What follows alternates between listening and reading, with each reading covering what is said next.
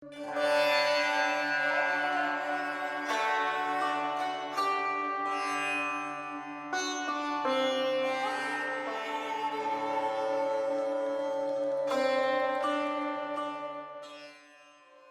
morning, everyone. This morning, drawing from a few different places in the Master Course Trilogy and some supplementary research on the idea of the Charya Pada. So we're starting here. First one is our basic explanation of it is found in Sloka 37 of Dancing with Shiva. What is the nature of the Charya Pada? Charya is the performance of altruistic religious service and living according to traditional ethical conduct and culture, by which the outer nature is purified. It is the stage of overcoming basic instinctive patterns. Vasya. Charya, literally conduct, is the first stage of religiousness and the foundation for the next three stages. It is also called the Dasa Marga, meaning path of servitude, for here the soul relates to God as servant to master.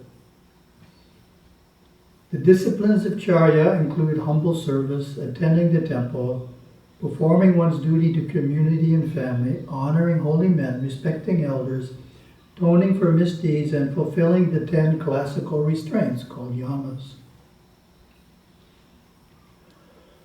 Within a strong society, one performs Charya whether he wants to or not. Young or rebellious souls often resist and resent, whereas mature souls fulfill these obligations most naturally. Right behavior and self-sacrificing service are never outgrown.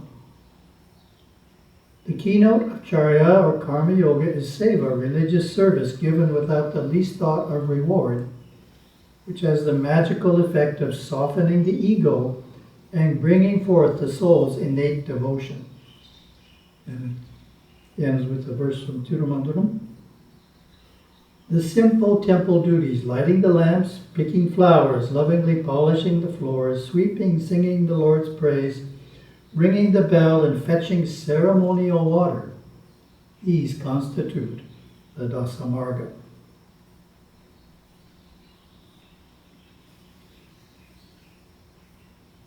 In case you're not aware of this point, Gurudeva stresses fulfilling the 10 classical restraints called yamas. So this idea is not found in other descriptions of Charya in terms of calling it the yamas. It talks about good conduct. So the idea is there in a general sense, but in the specific sense of describing fulfilling the 10 classical restraints called yamas, it's something Gurudeva has added, which is very helpful. Shows how it fits in. Second section is something from me. Each pada has its own inner transformation of how we perform Charya and Kriya. Meaning there's Charya and Kriya in Charya, Charya and Kriya, Charya and Kriya in Yoga, Charya and Kriya in Jnana. That's what it's trying to say. In Charya, the theme is work for the sake of work, learning to be of service in the temple without any expectation of reward. So said another way, moving from working for reward to working without reward. And why would we do that? Because it's the right action to do. We're doing something because it's the right thing to do, not because we're receiving some benefit such as payment for doing it. Well, that's an important shift, and it's crucial to the unfoldment that we go through that early on, get into the spirit of being being totally willing to work without reward. That's the service part.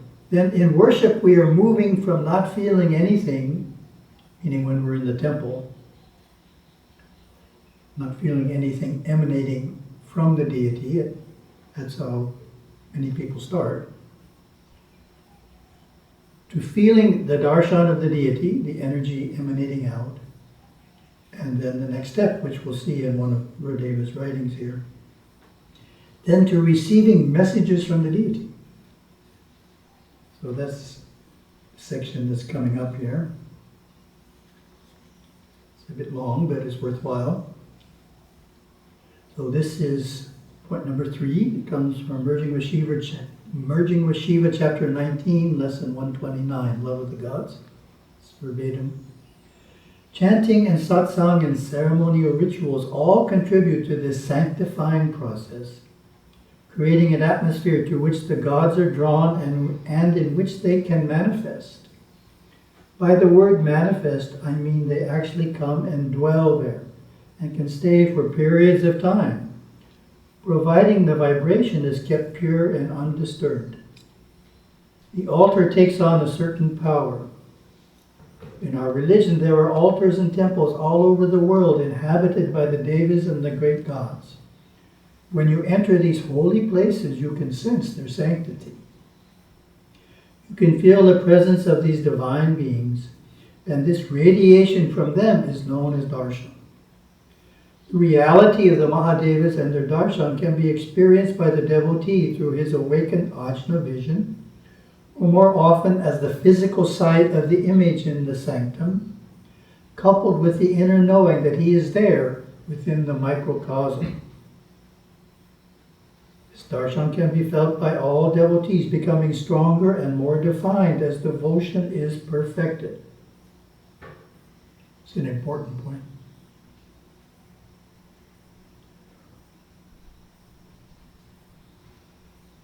What allows a devotee to feel the darshan stronger? More devotion. As devotion is perfected. So the more devotion a devotee has, the stronger the darshan can be perceived. Through this darshan, messages can be channeled along the vibratory emanations that radiate out from the Mahadevas, as well as from their representatives, the second world devas, who carry out their work for them in shrines and altars. And Gurudeva continues to explain this idea. To understand darshan, consider the everyday and yet subtle communication of language. You are hearing the tones of my voice through the sensitive organ, your ear. Meaning comes into your mind, for you have been trained to translate these vibrations into meaning through the knowing of the language that I am speaking. Darshan is a vibration too. It is first experienced in the simple physical glimpse of the form of the deity in the sanctum. Later, that physical sight gives way to a clairvoyant vision or to a refined cognition received through the sensitive ganglia within your nerve system, the chakras. Through these receptors, a subtle message is received, often not consciously. That's an important point. You can receive something without knowing you have received it. Perhaps not immediately, but the message that the darshan carries, direct from the Mahadeva, direct from Lord Ganesha, direct from Lord Murugan, direct from Lord Shiva himself, manifests in your life. This is the way the gods converse. It is a communication more real than the communication of language that you experience each day. It is not necessary to understand the communication immediately. The devotee may go away from the temple outwardly feeling that there was no particular message, or not knowing in his intellectual mind exactly what the darshan meant. Even the words you are now reading may not be fully cognized for days, weeks, or even months. The depth of meaning will unfold itself on reflection.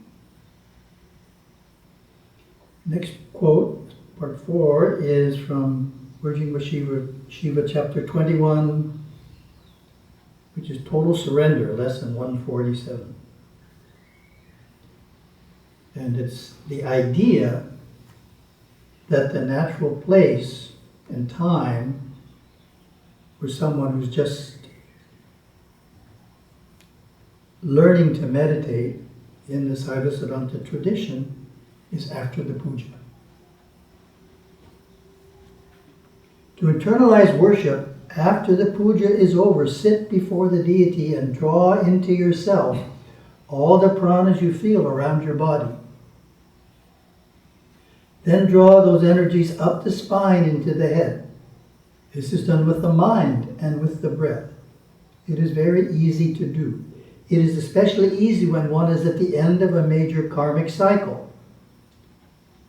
The bhakti of uncompromising surrender, prapati, to the God during a temple puja awakens the Amrita. The Amrita is the sweet essence from the Sarasvara chakra. It is the binding yoke to the divine.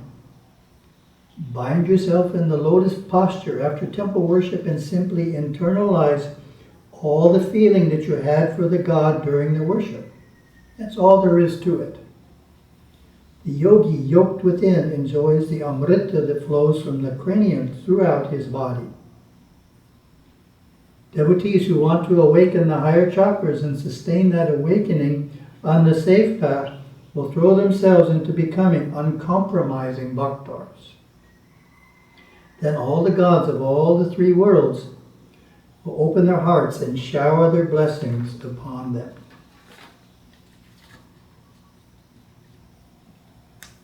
Section 5 is the idea of the 4 subpadas of Charya.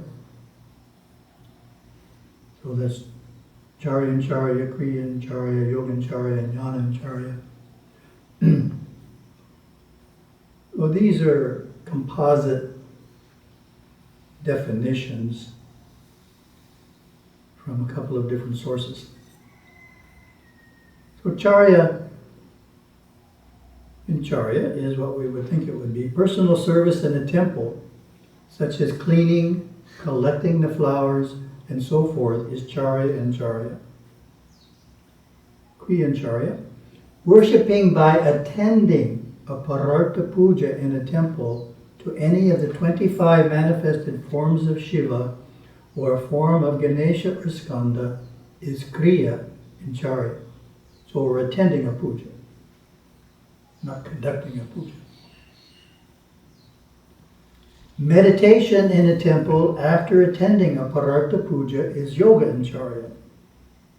So that's the idea that Gurudeva just explained in the last quote.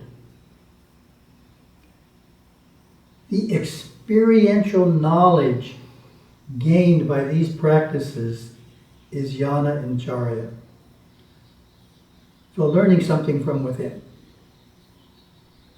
Jnana in Charya is, through these practices of Charya, we gain some inner knowledge that we didn't have previously. In the Tamil lexicon, that's called Anubhava Unarchi.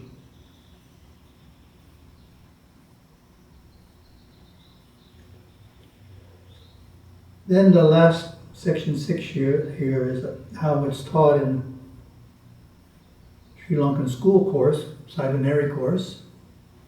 They learn all about this in going to the government school. It's a very interesting system that in the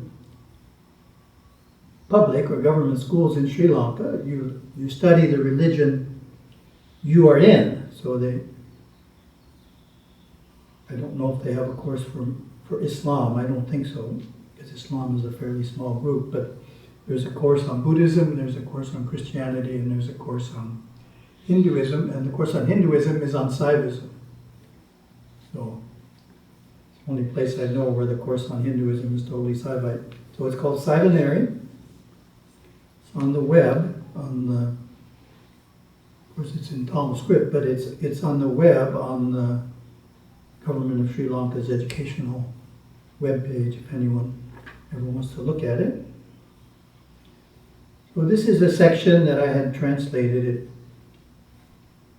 It's a page which explains Charya, Kriya, Yoga, and Jnana, different kinds of mukti, and relates the Samya Acharyas to the practice. So I thought it'd be interesting to see what the Course says, how it relates Charya to one of the Samya Acharyas. According to Sivaya scripture, Saint Appar followed Charya path and worshiped God. Appar's songs and his weeding services stand as good examples that Appar followed the Charya path to worship God. The following song sets the point. O heart, if you seek to be everlasting, come here, visit the temple of my Lord daily before dawn, clean and polish the floor, make and don garlands to the Lord, sing his glory, raise your hands above head, worship him. Dance and sing with joy, uttering, O Shankara, Jai, hail to thee, O my primal Lord, with river Ganga on red matted hair, O Lord of Agur, thus crying his glory. So that's what the kids learn about Appar and Charya.